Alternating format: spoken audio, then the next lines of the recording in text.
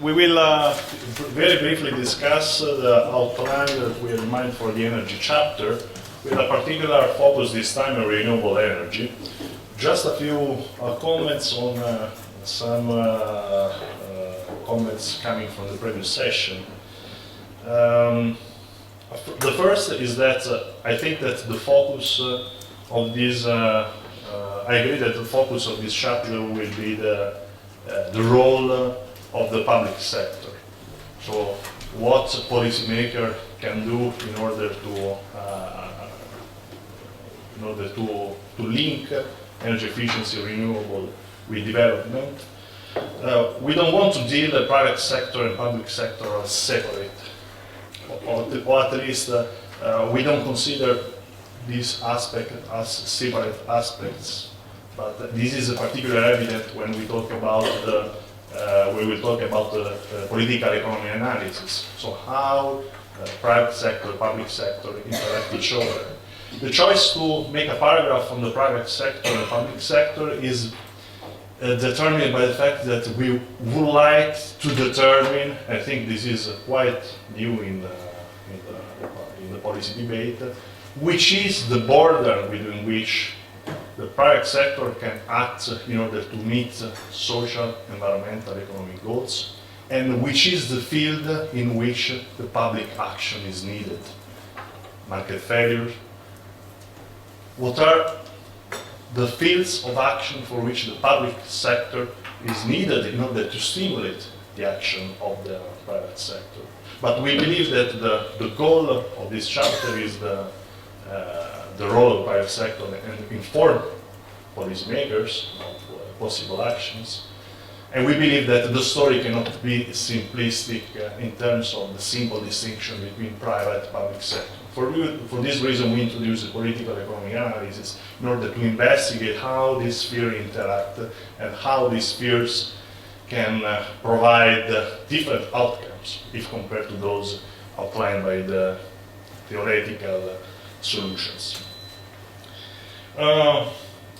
A problem of this chapter, of course, such suggestions welcome. How to narrow down? For example, it's evident that renewable energy is very important for households. Here we have a table coming from the International Energy Agency concerning a percentage of energy access.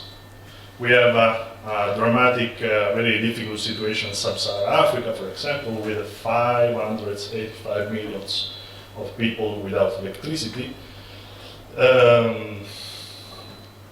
The problem, for example, in North Africa, we have a 99% of penetration.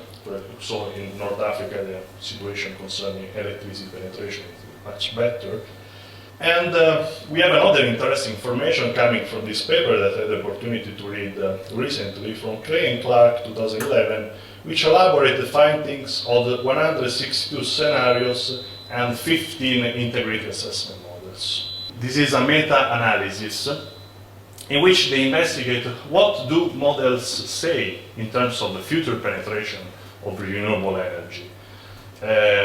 This is a broad range, so 15 models, 162 scenarios, which are built on the basis of different levels, hypotheses concerning level of carbon concentration, so parts per million. Interestingly, we find that, for example, according to this meta-analysis, in the period, both in the period 2010, 2030, and 2010, 2050, high wind and solar seem the renewable energy with the highest level of growth rate. Each box consider that this represents a distribution of scenarios. This is the most optimistic scenario, this is the less optimistic scenario, and this is the average. So each line represents the distribution concerning growth rate of renewable energy across scenarios and in different models. What this meta-analysis, very recent from Clay and Clark, says is that growth rate of renewable and wind seem very big, even if we consider different time horizons.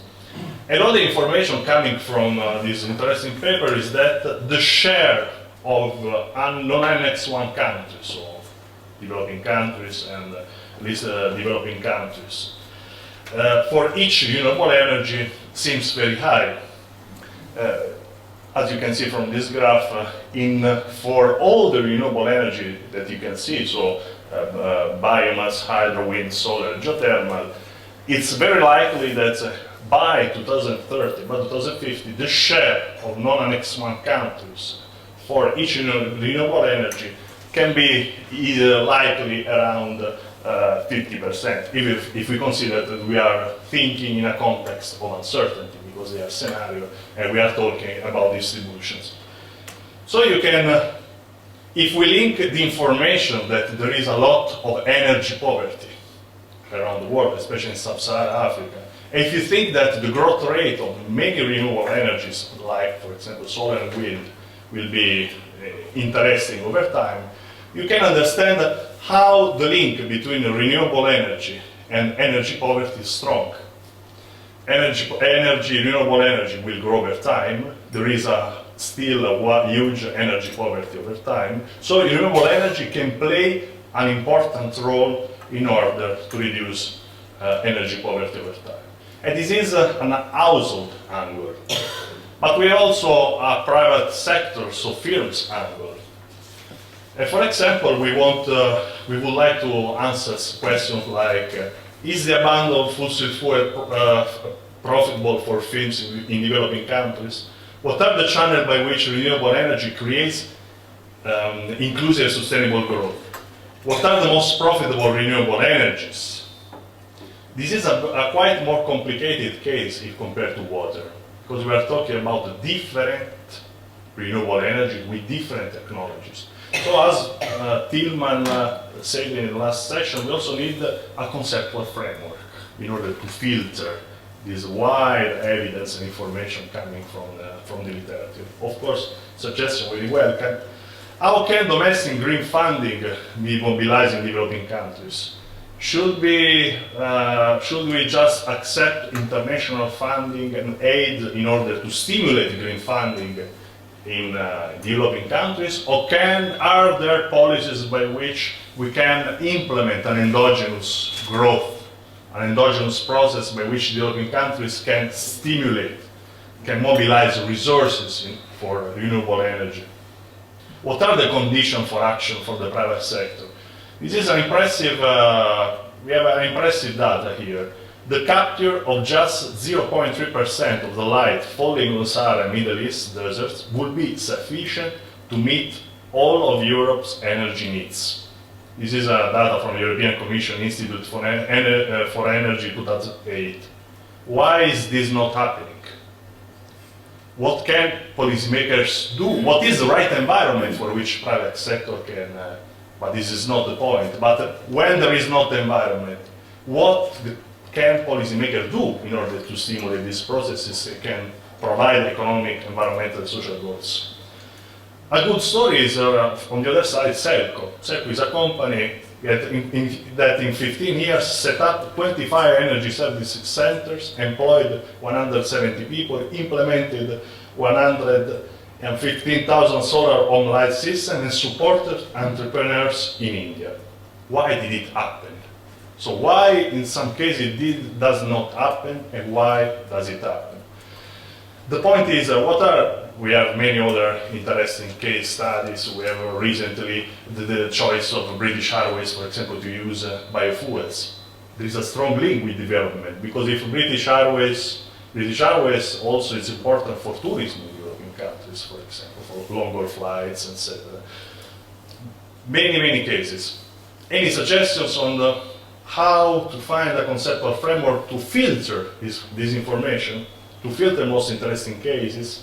The private sector can also enjoy, probably in the future, and firms, lower production costs. You see this graph in which you find 90-18, an index of production cost 100. You see that for all the renewable energy, it's likely a decreasing path of the costs of production for renewable energy over time. So we have a situation in which, if we talk in our energy chapter about energy poverty households, and if we talk about firms, they are very interesting topics. Have you any suggestions? Do you think that we must make a choice between firms or households, or do you think that we should merge in the same chapter? Consider that we have a 20 pages limit. Also the public sector. It's very important to analyze what can the public sector do. We have, for example, the example of subsidies of biofuels in Brazil, very important, which created a great boosting of biofuels production in Brazil. India's national solar mission is at installing 20,000 megawatt of solar power generation capacity by 2022 and $10 million for rural electrification. So great role for the public sector. We want to point out what is important for the public sector, for energy efficient and renewable energy, but also how does the public sector policy can change when we talk about the Bell Nexus. The biofuel is a case, for example, because we have a good story in Brazil in which subsidies boost the production of biofuels in Brazil, but we also have side effects from biofuels evidenced by the literature. The price of food which is affected, for example, by the production of food which is used for biofuel, the land scarcity.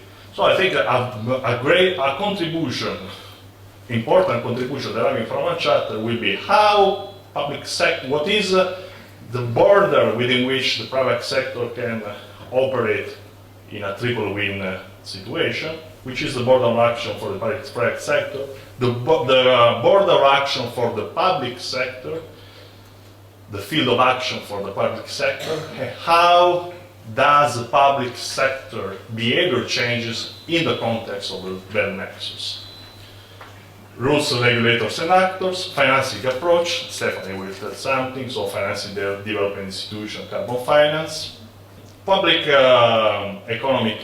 political economy analysis is, as I told before, is very important because it's very important to understand what are the relationships across coalitions, across actors. Here I cite a recent work from Harrison and Koska, which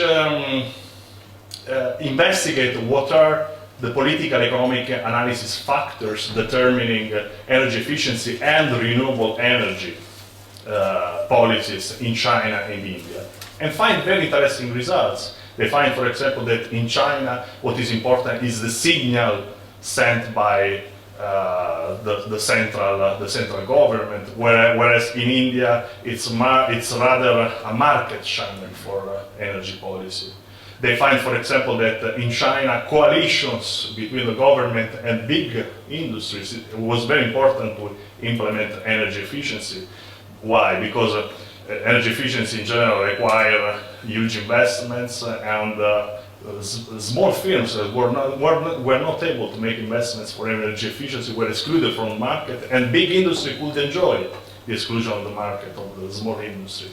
So political economic analysis is the place where we will investigate the relationship between public sector and private sector, as we acknowledge that it's crucial to consider the interaction between these two sectors, and we don't want to consider them as separate. Again, and I hope that we will have some good suggestions for the audience. Is there anything missing? Are there specific issues for renewable which will deserve to be tackled? How can we narrow down the field of investigation? Which renewable energy is the most interesting? Do you think that we should talk about all the renewable energy to focus on some important renewable energy? Why do you think that these renewable energy are so important for our chapter? Which areas? Which examples and case studies? In this case, if we can provide suggestions, Tillman said about a conceptual framework in order to filter the immense evidence case studies arising from the world, I think that can be very helpful for our chapter. Thank you. Okay, thank you.